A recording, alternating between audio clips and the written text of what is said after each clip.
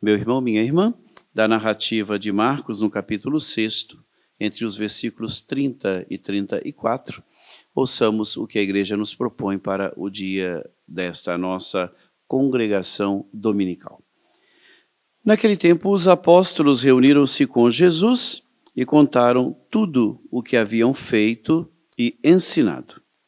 Ele lhes disse: Vinde sozinhos para um lugar deserto e descansai um pouco.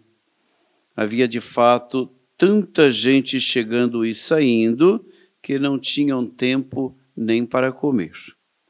Então foram sozinhos de barco para um lugar deserto e afastado.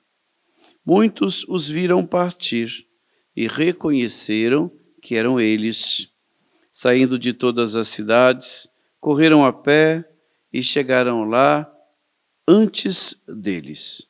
Ao desembarcar, Jesus viu uma numerosa multidão e teve compaixão, porque eram como ovelhas sem pastor.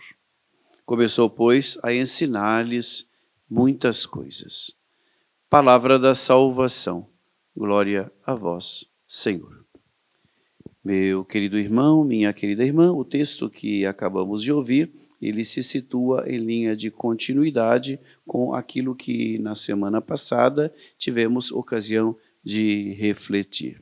Depois de ter enviado os 12 em missão, Jesus com eles se reúne para uma verificação do resultado obtido. O texto diz que os discípulos contaram a Jesus tudo o que tinham feito, tudo quanto tinham ensinado.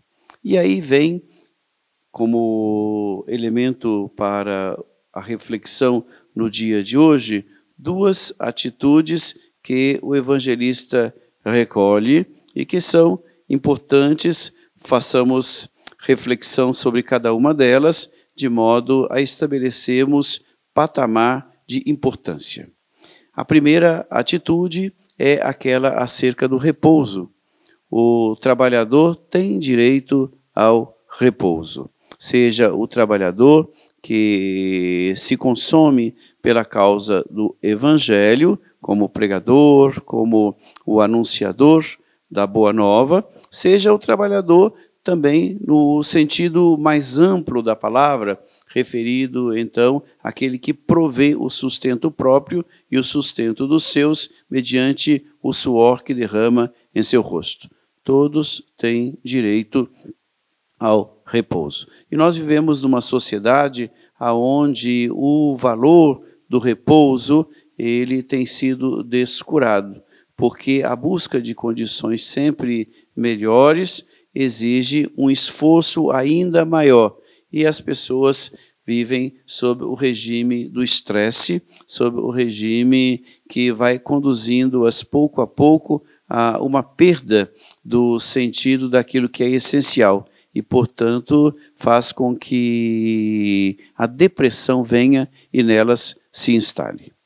Este é o primeiro elemento que nós precisamos refletir, ou seja, ao trabalhador o direito do repouso. Mas temos que, na questão do patamar, nos aperceber de uma atitude de Jesus que o autor recolhe como que de passagem, mas que é de extrema importância.